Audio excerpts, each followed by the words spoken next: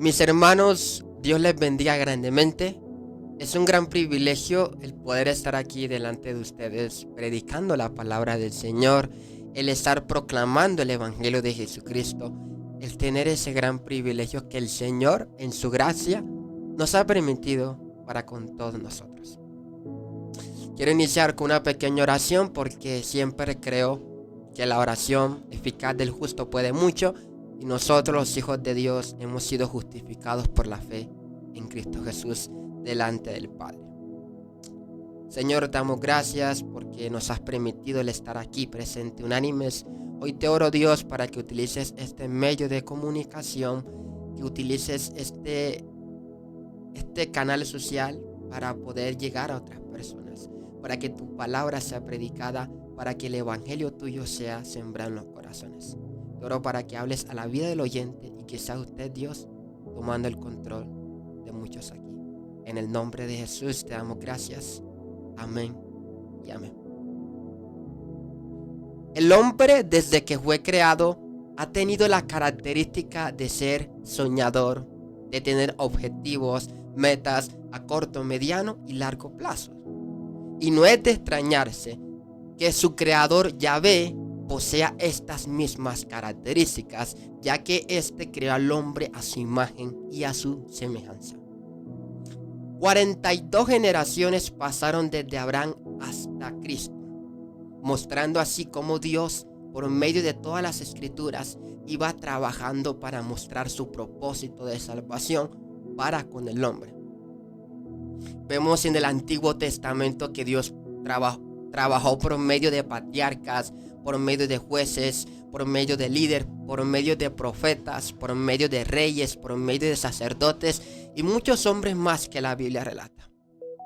Entre todos estos hombres que la Biblia relata, hay un hombre que Dios utilizó grandemente para bendecir una nación en un tiempo de angustia. En medio de todos estos hombres, Dios utilizó a un hombre del linaje de Abraham para así comenzar a formar y a constituir su nación Israel aquí en la tierra. José, cuyo nombre en hebreo significa Dios añade. José comienza a ser relatado en la Biblia desde que éste tenía 17 años. José era hijo de Jacob.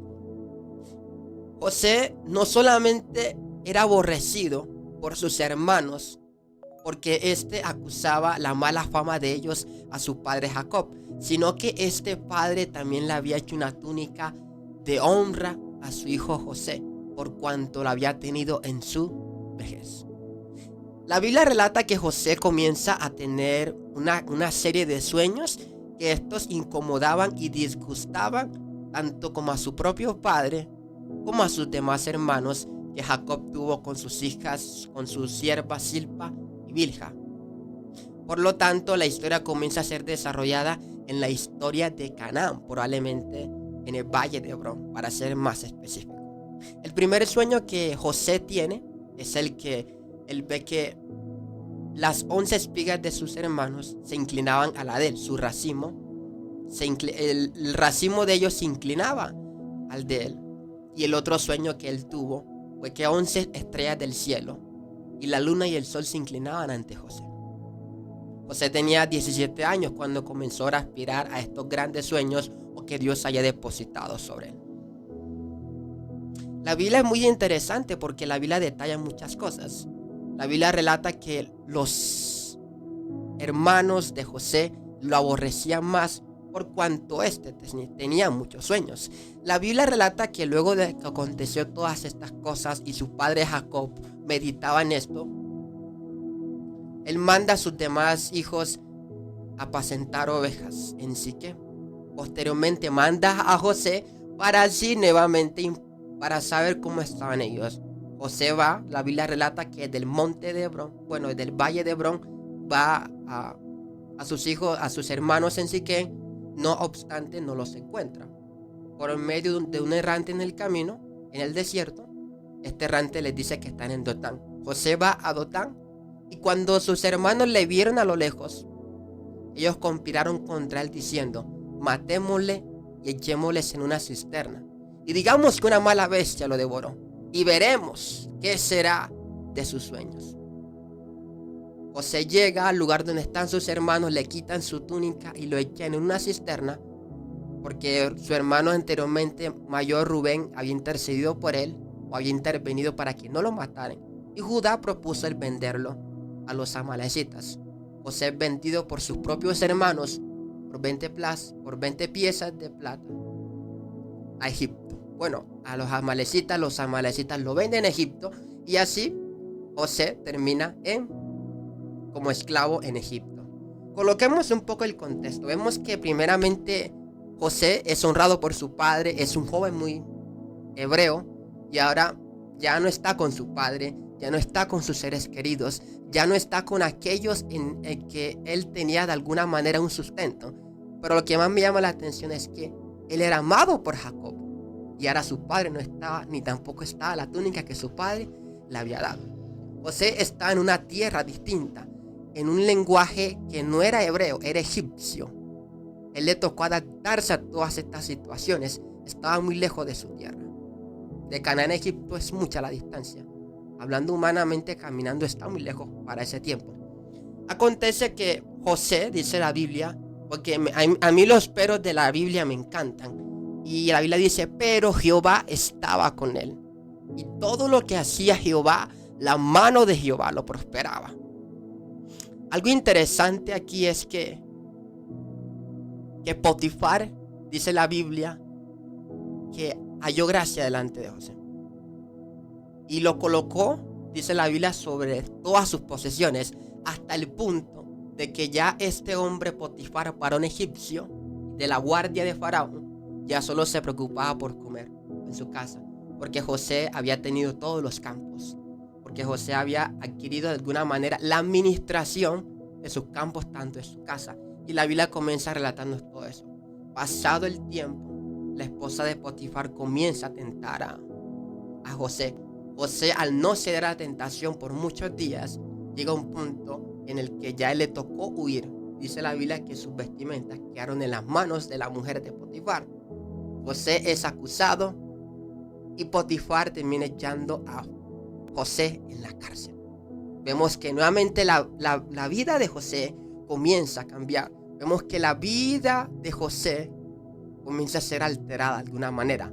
Pero Jehová estaba con él y le extendió su misericordia. Y José ahora terminó siendo administrador de la cárcel. Interesante, ¿no? Otra vez Dios lo volvió a colocar. Dios estaba con José. Luego la Biblia comienza a relatar que tanto habían dos sirvientes del faraón, que era el panadero y el copero, habían cometido delitos. Estos tienen una serie de sueños. José se los interpreta y cada uno de estos se cumple. Uno para bien y el otro para mal. El copero es restituido en el servicio del faraón. Sin embargo, el panadero termina siendo cortada la cabeza y colgado, como José lo había dicho. Luego José, pasan 2 años más, el copero se olvida de José, pero Faraón comienza a tener los famosos sueños de las 7 espigas hermosas, las 7 espigas secas, las 7 vacas flacas y las 7 vacas gordas. El copero le da la información al faraón y el faraón manda a llamar a José. José interpreta estos sueños y dice que son 7 años de abundancia y 7 años de escasez, y que Faraón necesitaba un hombre sabio y prudente para administrar todo esto. José terminó convirtiéndose en gobernador de todo Egipto, de toda la tierra de Egipto. Y esto es muy interesante porque vemos que la Biblia relata que comienza a los 17 años. Acá la Biblia registra ahora que a los 30 años llegó al palacio. O sea, fueron 13 años en los que José estuvo pasando una serie de circunstancias en las cuales él tenía que aprender a confiar en Dios, en las cuales él tendría que aprender a serle fiel a Dios. Un aspecto muy fundamental que vemos en toda la vida de José es que José fue marcado o es relatado como un hombre fiel, como un hombre temeroso a Dios. Él dice, ¿cómo he de pecar contra Dios cuando la esposa de Potifar lo tienta? ¿Cómo he de cometer ese gran agravio delante de Dios? Y la fidelidad que José tuvo a Dios fue la que primeramente lo llevó a la cárcel al no ceder a la tentación con esta mujer. Sin embargo, fue la misma fidelidad que sacó a José de la cárcel al palacio. Y esto es algo muy fundamental, porque la historia de José nos habla de que la fidelidad es la que nos va a llevar a nosotros a ser grandes en Dios, porque va a ser la fidelidad la que nos hace grande en Dios. No se trata de cuántas cosas logremos, no se trata de qué tanto hagamos para Dios, sino que le seamos fiel a Dios aun cuando nadie nos está hablando, cuando nadie nos está viendo. ¿A qué voy con esto? De que el ejemplo de José debe de marcar nuestras vidas, de que fue un patriarca, de que fue un hombre que Dios usó al ser fiel para hacer grandes cosas. Y dije en el inicio de que por qué José en hebreo era Dios añade, porque Dios utilizó a José allá como gobernador de Egipto para añadir bendición a la nación de Egipto. ¿A qué voy con esto? De que si eres fiel en lo poco, Dios te colocará en lo mucho. Y Dios te utilizará a ti para añadir bendiciones a muchas otras más personas. Segundo punto que también quiero tocar es el proceso que José tuvo. José tuvo un fuerte proceso y no fue fácil adaptarse a las circunstancias. José le tocó aprender a escribir, José le tocó aprender a hablar egipcio, José le tocó aprender a hacer muchas cosas. Y es que Dios utiliza procesos en nuestras vidas para formar nuestro carácter. Dios utiliza momentos y circunstancias duras en nuestras vidas para darnos la suficiente madurez para después darnos una bendición más grande. El mismo José de 17 años no era el mismo José de 30 años. El mismo José que salió de Canaán no era el mismo José que ahora estaba como gobernador de la tierra o del país más poderoso de la tierra en ese tiempo. Dios tenía que procesar a José. Y Dios también tiene que procesar nuestras vidas. Dios tiene que madurar nuestro carácter. Dios tiene que someter nuestro temperamento a su señorío. Dios tiene que quebrantarnos. Dios tiene que pasarnos por momentos duros para enseñarnos a administrar la bendición más adelante. Tercer punto, y es la dependencia de Dios. La dependencia de Dios es la que nos va a tener fe en momentos de angustia. Para mí es una confiar en Dios. No solamente se trata de decir Dios proveerá o Dios hará todo eso, sino que en medio del proceso tener en cuenta de que Dios está conmigo.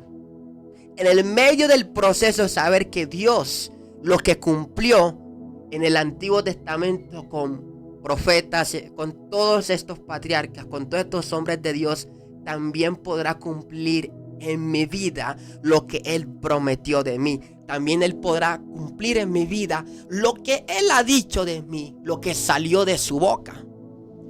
Y un ejemplo de dependencia en la vida de José es que la Biblia relata de que todo lo que él hacía, su mano prosperaba. Todo lo que su mano hacía, Jehová lo prosperaba. ¿A qué voy con esto?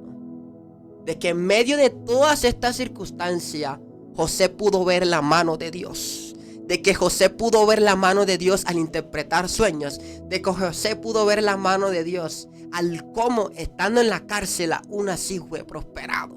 ¡Wow! Es tremendo.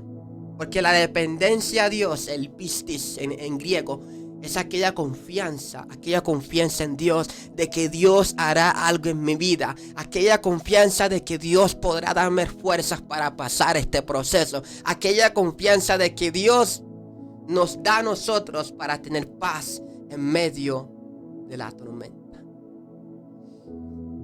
Vemos que la vida de José es un gran ejemplo. Luego José manda a llamar a su familia para que habiten en la tierra de Gosén.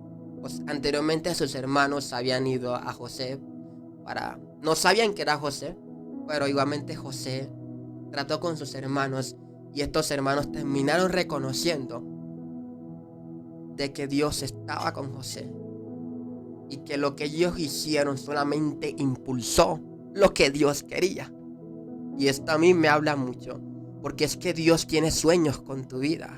Dios tiene planes para tu vida. Dios no ha terminado contigo. Tal vez usted que me está oyendo, tal vez usted que está escuchando a este joven predicar la palabra, tal vez no creas en ti. Tal vez pienses que ya Dios terminó contigo. Tal vez piensa de que ya el plan de Dios se acabó. Tal vez piense de que ya, como tengo una edad avanzada o como me equivoqué, ya Dios se olvidó de mí. Muchos han pensado esto, pero te digo algo hoy. Los sueños de Dios en tu vida se van a cumplir. Lo que Dios prometió en tu vida se va a cumplir. Y que no importa lo que estés viviendo ahora, no importa si la tierra se estremezca, no importa si te has sentido que no puedes más, no importa si piensas de que ya todo acabó contigo. Dios te dice: en mis manos estás y te estoy procesando como el alfarero procesa el barro. Aleluya. No ha terminado Dios. Su misericordia está extendida sobre ti y no te puedes detener por lo que estés viviendo ahora. No te puedes detener por momentos caóticos. La verdad tuya no depende de las circunstancias. La verdad tuya no depende de lo que estés mirando ahora con tus sentidos naturales. ¿Sabes de dónde depende tu verdad? Aquí tengo la respuesta. Quiero que me mire atentamente. Aquí está la verdad. Aquí está la verdad de tus circunstancias. Antes de decir que estás mal económicamente, antes de decir que estás apurado, primeramente ve la verdad. Y si la verdad me revela que, estoy pasando por un momento duro, la Biblia lo dice, pero también la Biblia dice que Él proveerá. La Biblia también dice que Él es el que guarda a Israel y también me guarda a mí. Así que démosle gloria a Dios porque se ha tomado este tiempo. Soñemos en grande, porque nuestro Dios es grande. Soñemos que Él sigue con nosotros y que su propósito sigue aquí con nosotros. Amén, Señor. Damos gloria a Dios en esta hora. Hay mucho más que hablar. En el Señor tengo bastante que dar. Y seguiremos en el Señor predicando la palabra del Señor. Y aquí seguimos firmes en el Señor, dándole gloria al que vive por los siglos de los siglos. Y la iglesia dice amén. Bendiciones, mis hermanos.